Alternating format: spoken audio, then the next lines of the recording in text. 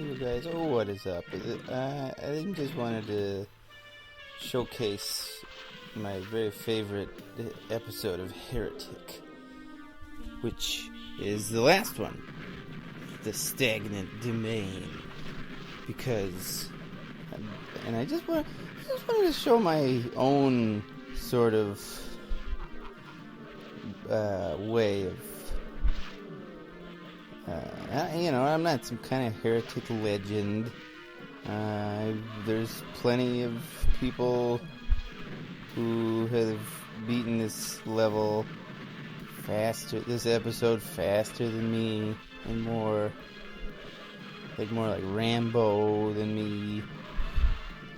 But I have like this method of mine, which is just let me live. I don't want to die.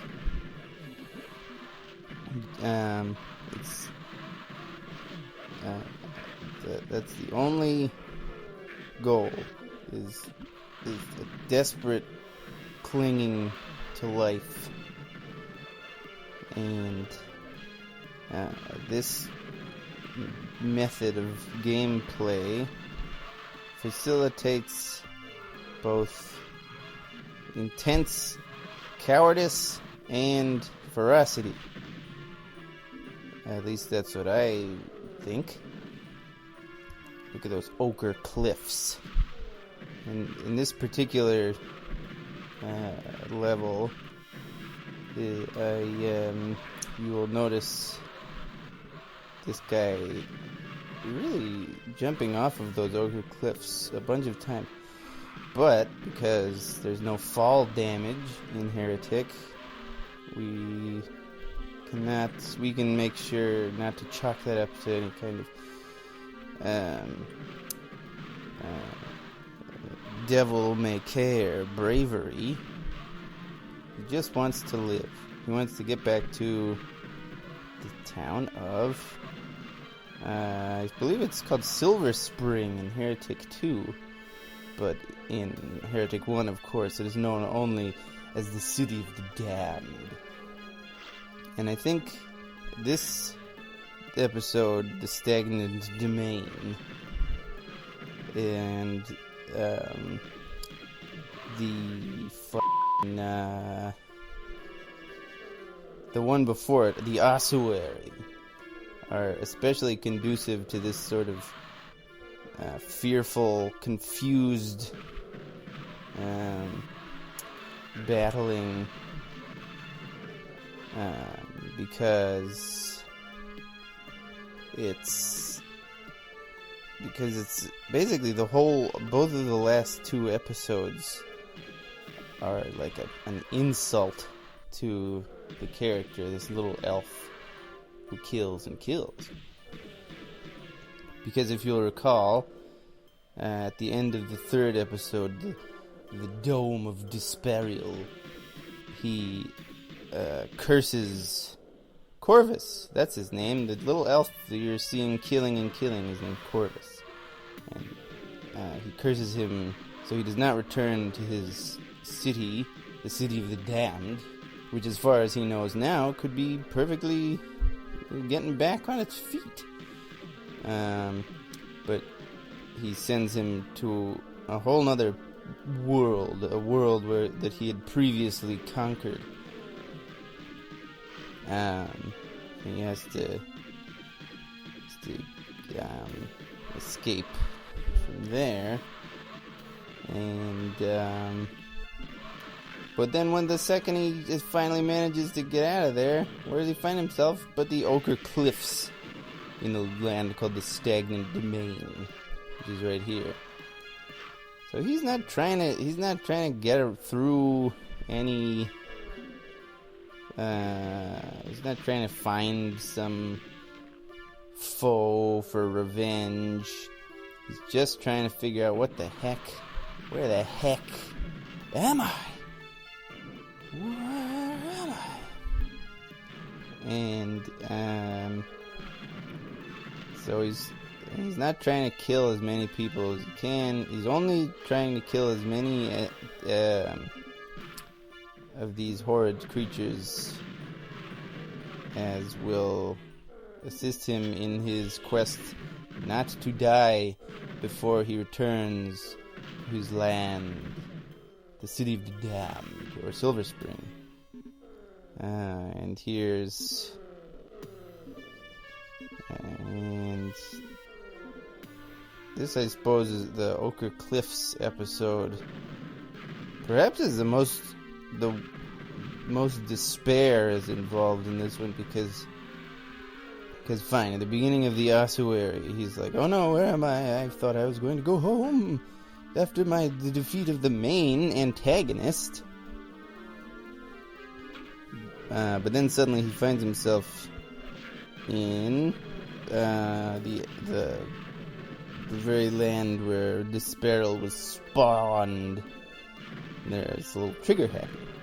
If you notice there, because I wanted to live so badly. And here's another very close call. You'll notice an extremely fast escape, followed by a desperate attempt to find health with the combined mystical powers of the Tome of Power and the gauntlets of the Necromancer, which you here see sucking the life force out of these invisible golems and putting them into the flesh of Corvus, the little elf. And that's just one of many desperate acts that this poor guy has to deal with. And this is just the first darned level of the episode of the Stagnant Domain. And he's killing a few more of them. And then, so, what is it about these golems? What are they? They're made of flesh? They shouldn't be made of flesh. I mean, the famous, the golem of Prague, who's made of the clay from the river, whatever river goes through Prague. Is it the Vistula? I don't know. Who knows? Who cares? But these things are made of... Well, even the golems that are corporeal in Heretic are made of flesh, but the ones here, these like ghostly golems, are like even more an egregious perversion of the original golem, because not only are they made of flesh, but they're not even made of flesh, they're made of ectoplasm or something. The real golem is like so earthy and earth-based, and no, I don't care about the disciples of Disparel and the Iron Liches, of which I have a lot to discuss. First of all, how depressing is it to be a disciple of Disparel after the death of Disparel? You can hear them chanting away. That's not very comforting. But I wonder if these guys even know that Disparel has been killed by me. There's jump off cliff backwards number 1 out of fear, not out of bravery. And nope, you got me. There's a fall off. First jump, then fall. And yes, I mean,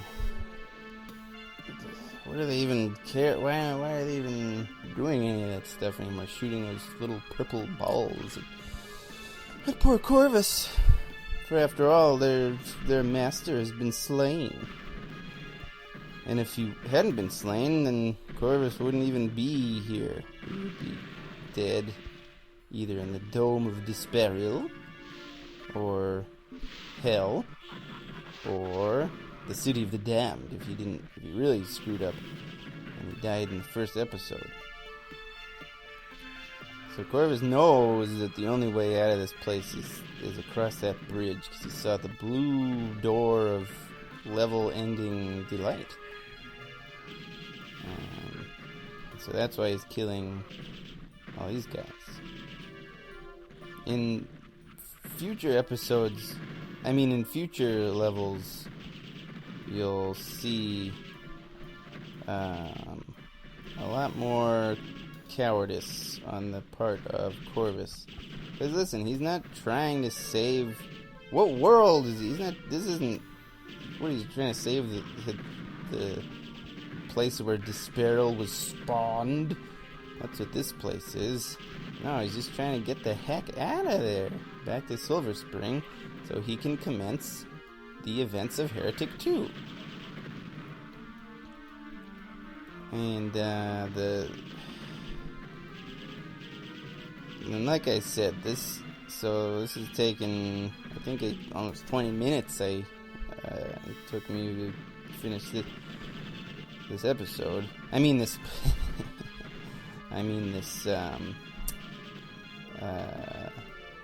level here, and that's not the best time. People, specifically, oh gosh, what's his name? Pag something. Like, really nailed it. This level in like 12 minutes. And I think I don't know if he killed everybody, but he finished the level. And it was on Black Plague. Of course, I'm also playing on Black Plague. Possesseth thee, which also happens to be the only grammatical name of the difficulty levels. I think Thou Needeth a Witness, is that the first one? The easy baby one? Thou Needst a Witness is how it's actually technically supposed to be said. Whoop, and there's the other disciple of Desperial. I should have heard from his frightening chanting in the dark. It's too bad. He snuck up on me. And you can probably also hear the screams of the Iron Lich, of which I believe there are 2 lurking around.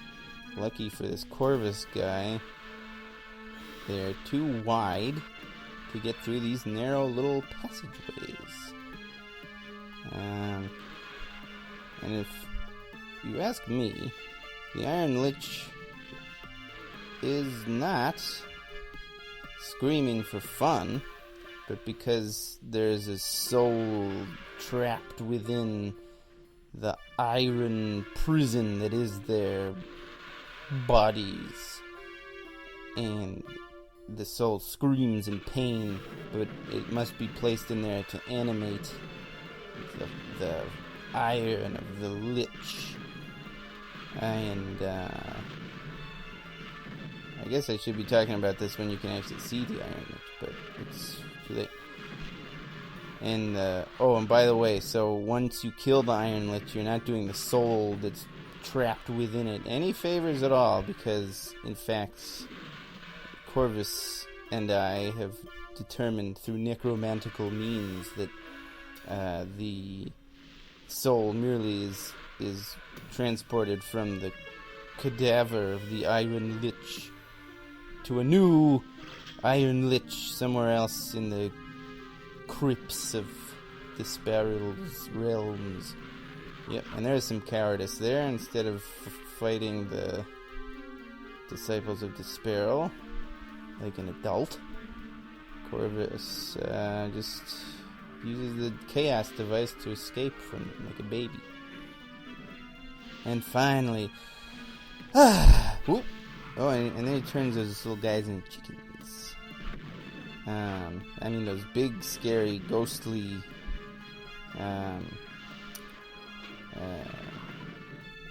undead warriors into chickens. Oh no, but look, there's something, he has to do some third thing. Well, it can't possibly be too hard. I wonder what to do. There's probably some lever somewhere. I just have to press the lever and then go right on back on in. Oh, but I mean, I must first get these wonderful bits.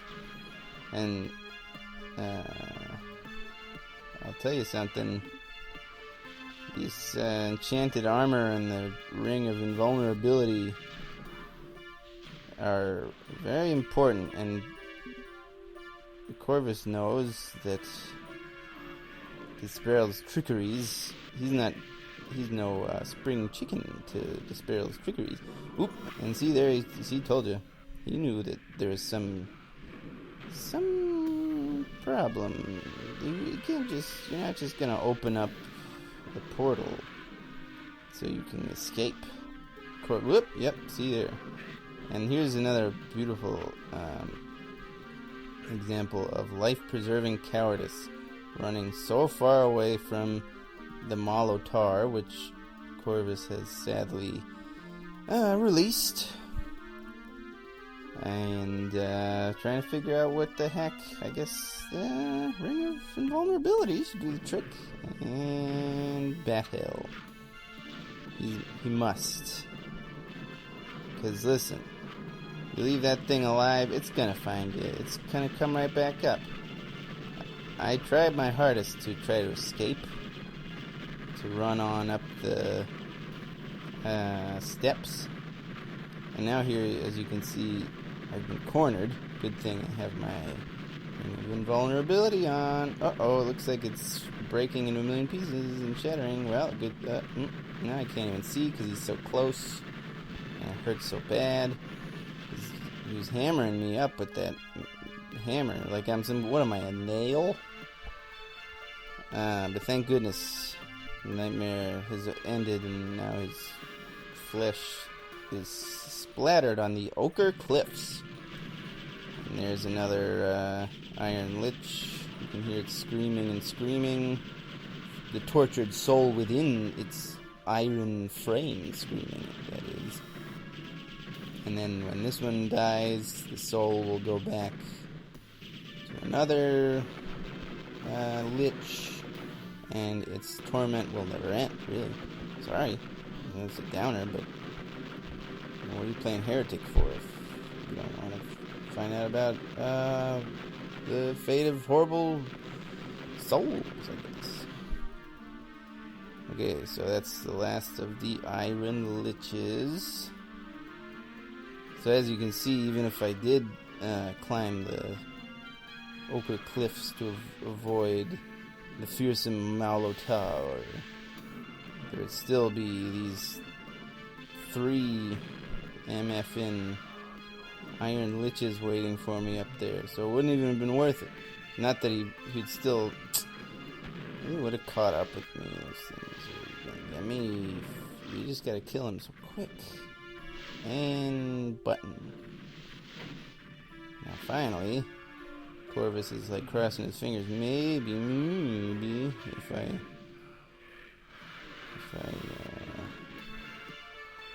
go in here, I'll be back to where I belong. Nope, now entering rapids. Gotta go. It's in a whole nother, the next nightmare.